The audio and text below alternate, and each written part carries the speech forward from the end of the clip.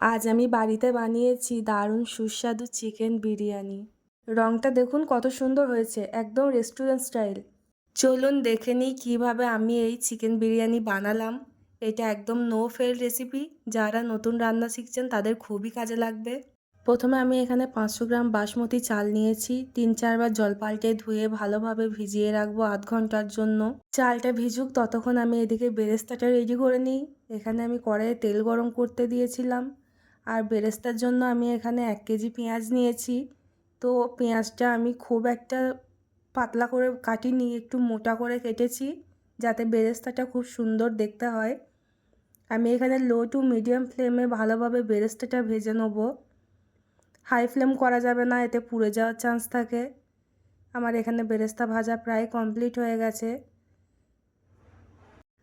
পেঁয়াজের বেরেস্তাটা brown colour হয়ে গেছে। এরপর আমি তেল ঝরিয়ে বেরেস্তাটা তুলে নেব। তুলে নিয়ে আমি একটা প্লেটের মধ্যে ভালোভাবে ছড়িয়ে রাখবো।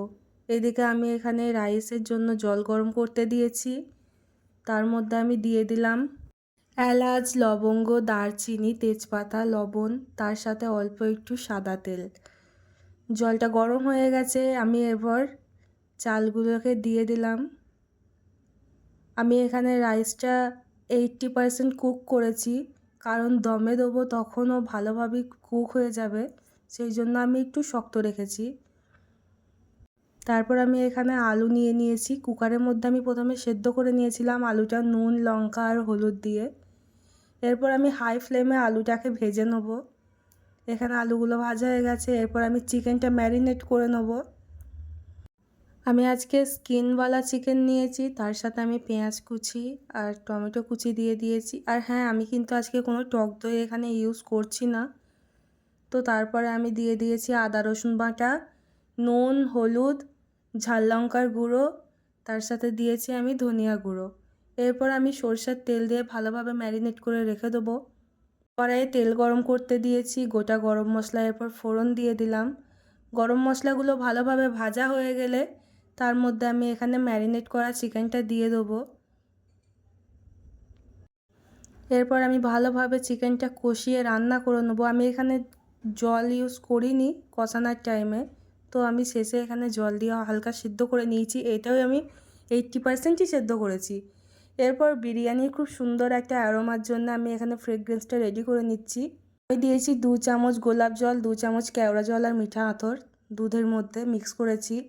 এরপর আমি এখানে একটা বড় পাতিল নিয়েছি, তার মধ্যে আমি ঘি মাখিয়ে দেবো প্রথমে।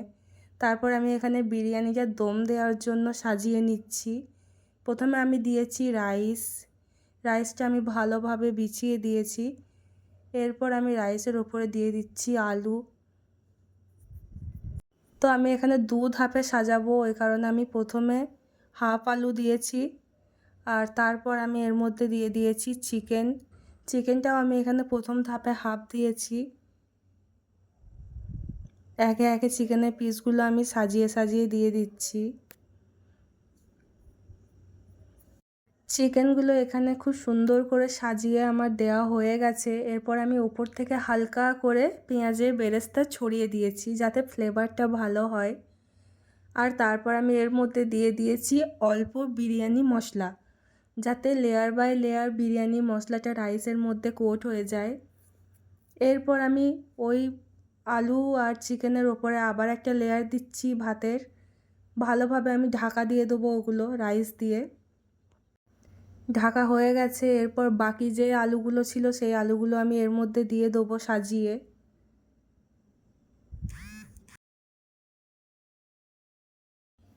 এরপর আমি বাকি যে চিকেনটা রয়েছে সেই চিকেনটা এর মধ্যে দিয়ে দিচ্ছি, সাথে অল্প গ্রেভিও দিয়েছি।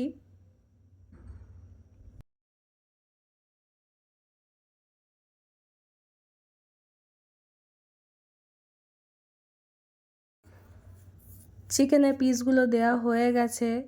এরপর আমি পেঁয়াজ বেরেস্তা দিয়ে দেবো অল্প করে। তার সাথে আমি এখানে আরও অল্প একটু বিরিয়ানি মশলা ছড়িয়ে দেবো। এরপর যে বাকি রাইসটা আছে সেই রাইসটা আমি এরপর পুরোটাই দিয়ে দেবো এর ওপর।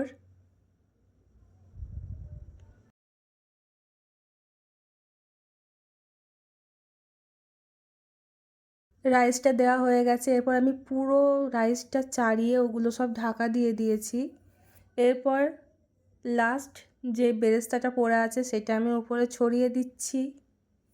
তার সাথে আমি এখানে দিয়ে দিয়েছি বিরিয়ানি মশলা।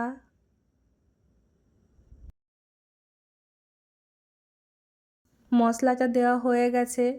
এরপর আমি কিছুটা ফুড কালার এখানে ইউজ করেছি, আপনারা চাইলে স্কিপ করতে পারেন, কিন্তু আমি এখানে দিয়েছি হালকা কালারের জন্য। আর শেষে আমি যেই অ্যারোমাটা তৈরি করে রেখেছিলাম সেটা আমি দিয়ে দিলাম, দুধের মিশ্রণটা। আমার এখানে বিরিয়ানি দমে দেওয়ার জন্য একদম পারফেক্টলি রেডি। আর শেষে আমি অল্প ঘি দিয়েছি। এরপর আমি এটা আধ ঘন্টার জন্য দমে দেবো। দম দেওয়া হয়ে গেছে, দেখুন কত সুন্দর কালার এসছে। আশা করি রেসিপিটা আপনাদের ভালো লাগবে। ভিডিওটি ভালো লাগলে লাইক, কমেন্ট আর সাবস্ক্রাইব করতে ভুলবেন না। আর যারা আমার ফেসবুক পেজ থেকে দেখছেন তারা অবশ্যই ফলো দিয়ে পাশে থাকবেন এরকম নতুন নতুন রেসিপির জন্য।